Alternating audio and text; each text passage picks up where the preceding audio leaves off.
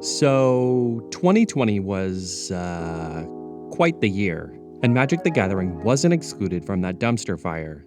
In 2020 alone, there were 10 standard bannings, 5 modern bannings, 13 historic bannings, and for the first time since 1996, a power level banning in Vintage.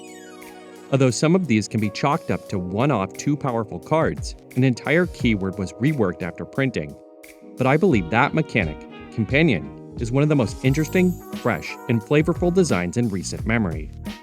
Companion is a mechanic found in the set Ikoria, Lair of Behemoths, across 10 legendary creatures that emulates the mechanics of having a commander in Standard. If your deck is built following the creature's specific deck building restriction, for example, your deck only contains permanents with a converted mana cost of 2 or less, you can have a companion, for example Lurrus of the Dream Den, that starts outside the game in either your sideboard or your companion zone. At any time during your turn that you could cast a sorcery, you can take a special action to pay 3 generic mana to add your companion to your hand, where you can play it as normal. You can have up to 3 additional copies of that companion in your deck as long as it doesn't break the deck building restrictions of the companion itself or the banned and restricted list. The general flavor of companions follows the world building for Ikoria. On the plane, 2 factions are waging a constant war.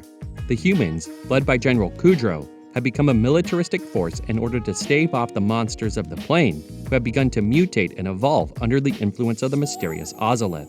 But there's a third faction, the Bonders, who have learned to live in harmony with the monsters of Ikoria and form special connections called Aluda with a specific beast. The general flavor of companions is that they are the legendary creatures that inhabit the triomes of Ikoria, and by building your deck using a specific restriction, you too can form an Aluda with them.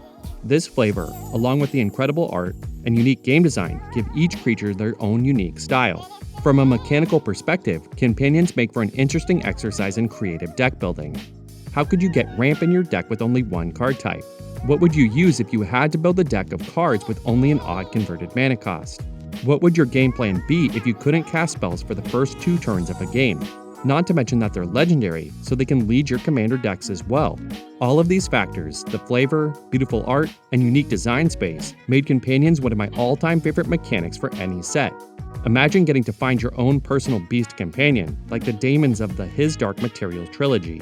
Doesn't that sound exciting? But, even before their release, they already sparked controversy in a few ways.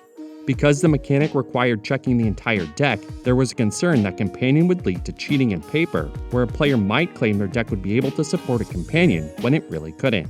But if that were reality, the ruse would be revealed as soon as the player cast a spell that broke the deck building restriction. This design space could also be interpreted as a signal of a shift towards digital, since it would be much easier to check a deck's makeup in digital rather than paper. In addition, the Is It Companion, Lutri the Spell Chaser, was also banned in Commander as soon as it was revealed. Lutri's deck building restriction, each non-land card in your starting deck has a different name, was already a tenet of Commander and would give decks with Is It in their color identity a free card since Companion doesn't count towards your 100 card restriction.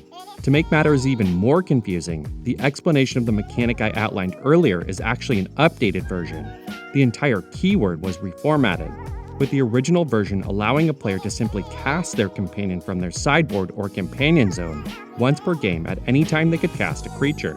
This change was necessary because although the deck building restriction was meant to keep their power level in check, much like Lutri being a free roll for Commander, decks in constructed Eternal formats had little by way of opportunity cost for running a companion, and because of their decent power and toughness and powerful engine-like capabilities, they quickly took dominance over multiple formats. For example, burn decks in Modern could freely run Lurrus because most of their composition was instants and sorceries, and their creatures cost 2 or less mana. And because they were always available to a player, they provided a hard-to-interact with consistency that led to repetitive play patterns in games. Out of the 10 companions, 3 caused a majority of the problems: Lurrus, Zirda, and Urion.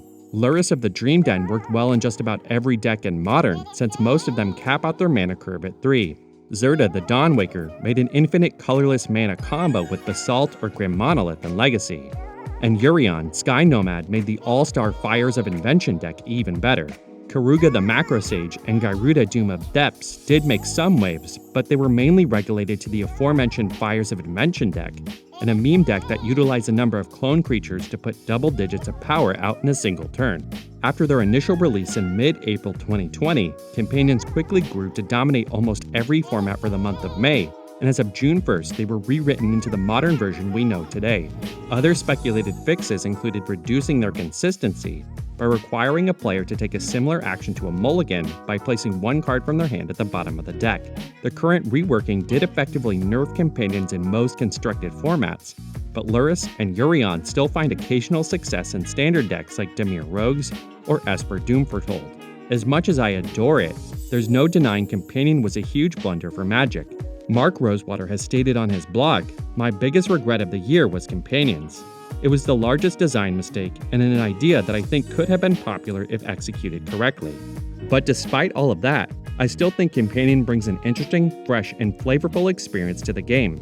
I've currently got 2 commander decks, Kethis of the Hidden Hand and Nethroi Apex of Death, that use Umori the Collector as a companion.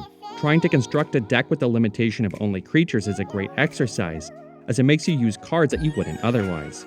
Check out the description for a link to the deck list.